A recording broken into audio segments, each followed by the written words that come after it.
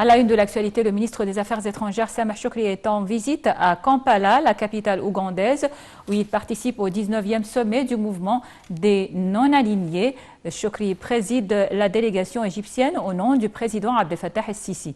Cette année, le sommet des pays non-alignés se tient sous le titre « Approfondir la coopération pour une prospérité mondiale partagée » et ce avec la participation de plus de 120 pays.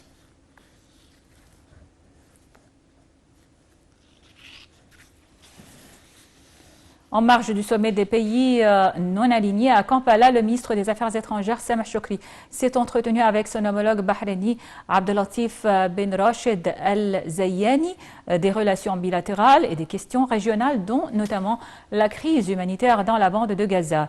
Le chef de la diplomatie égyptienne a mis en garde contre les répercussions de l'extension du conflit sur la sécurité régionale et internationale. Il a affirmé la nécessité d'intensifier l'action arabe commune pour faire face à ce scénario et éviter ces répercussions qui menacent la paix des peuples de la région.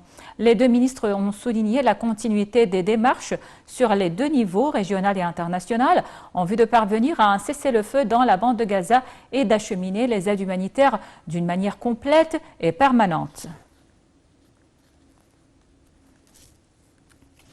Et en marge du sommet des pays non alignés organisé à Kampala, le ministre des Affaires étrangères Sameh Shoukry s'est entretenu avec son homologue biélorusse Sergueï Alienik des moyens d'approfondir la coopération bilatérale dans les domaines d'intérêt commun. Les deux ministres sont convenus d'étudier le lancement des lignes aériennes directes entre l'Égypte et la Biélorussie et de relier la capitale biélorusse aux stations touristiques égyptiennes. Les deux ministres ont également passé en revue l'évolution de la situation à Gaza et les efforts inlassables déployés par le Caire pour parvenir à un cessez-le-feu. Au cours de la réunion, les deux parties ont examiné le danger de la poursuite de l'escalade de la tension sur la sécurité et la stabilité de la région et le risque de l'extension du conflit. Toujours en marge du sommet des pays non alignés, le ministre des Affaires étrangères et son homologue indien, Subrahman Yam Jaishokar, sont convenus de l'importance de composer une équipe de travail pour suivre la mise en œuvre des projets indiens en Égypte, notamment ceux en matière de l'hydrogène vert. Les deux responsables se sont mis d'accord sur l'importance de renforcer les relations bilatérales dans d'autres domaines, dont le secteur de la technologie des informations. La réunion entre les deux ministres a aussi porté sur nombre de questions régionales et internationales d'intérêt commun. Ils ont surtout discuté des derniers développements de la situation dans les territoires palestiniens occupés et les moyens de relancer les efforts d'apaisement entre les parties en conflit. Dans ce contexte, le ministre indien a exprimé son appréciation aux efforts déployés par l'Égypte pour mettre fin à la crise palestinienne. Le Croissant Rouge égyptien dans le nord de Sinaï a préparé plus de 100 camions d'aide en vue de leur entrée dans la bande de Gaza par le point de passage de Rafah. Une source officielle a déclaré que parmi les camions figurent deux transportant une quantité de gaz pour les maisons, 4 camions transportant une quantité de carburant et plus de 94 camions transportant une quantité de nourriture, d'aide humanitaire et médicale, de médicaments, de secours et d'eau. L'entrée des camions à Gaza se fait en coordination entre le Croissant Rouge égyptien et le Croissant Rouge palestinien et l'Agence d'aide aux réfugiés palestiniens de l'ONU, l'UNRWA.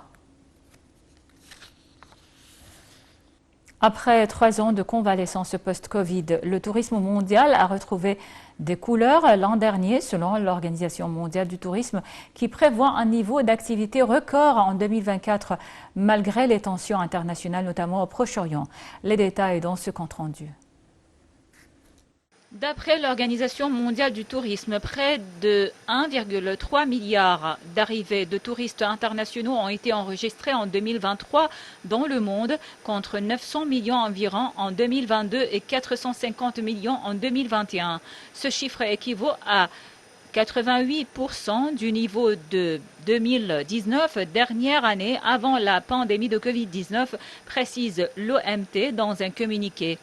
Cette année-là, 1,46 milliard de touristes internationaux avaient voyagé dans le monde, soit un record d'après l'agence.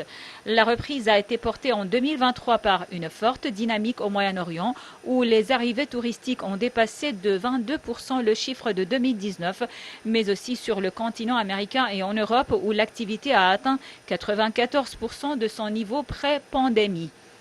La reprise a en revanche été plus faible que prévu en Asie, soit 65% du niveau de 2019, en dépit de la levée des restrictions sanitaires décidées voilà un an en Chine, dont la fin des quarantaines obligatoires pour les voyageurs en provenance de l'étranger, après 3 ans de politique zéro Covid. Malgré ce bémol, les dernières données de l'OMT mettent en lumière la résilience et le rebond rapide du tourisme, avec des conséquences d'ores et déjà visibles sur la croissance et les emplois, souligne le secrétaire général de l'OMT, Zurab Pololikashvili. D'après une estimation préliminaire fournie par l'OMT, les recettes générées par le tourisme international ont atteint 1 400 milliards de dollars l'an dernier. La contribution économique du tourisme, en incluant le trafic aérien, s'est élevée à 3% du PIB mondial. Cette reprise, attendue de longue date par les acteurs touristiques, devrait se poursuivre au cours des prochains mois. D'après une première estimation de l'OMT, les arrivées touristiques devraient ainsi dépasser de 2% le niveau de 2019 cette année, soit un nouveau record. D'après l'OMT, la consolidation du tourisme mondial reste pourtant tributaire de l'évolution des risques géopolitiques, notamment au Proche-Orient, où le tourisme devrait souffrir des conséquences du conflit entre Israël et le Hamas, et en Ukraine, où la guerre avec la Russie s'enlise.